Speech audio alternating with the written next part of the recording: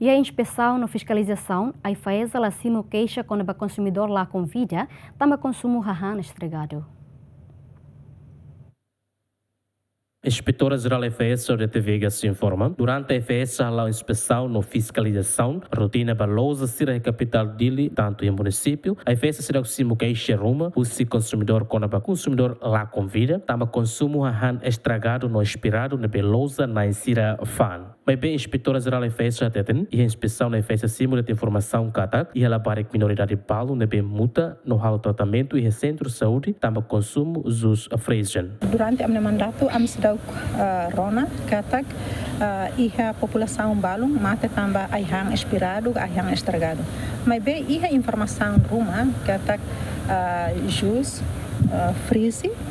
nebe maka itanya wan sera consumo, e a informação balum, até te Katak, halo intoxicação que keracunan ba itania wan sera itania labarik SDE, TK SDE sera. E felizmente labarik não tomate. E labarik né rode ba centro de saúde clínica Fatometa bela recupera então ita tem que evitar uma situação serança né também tem a população lá ia conhecimento clean ba produtos né espalha itania rain e produtos né maioria importado ita no mercado local será bela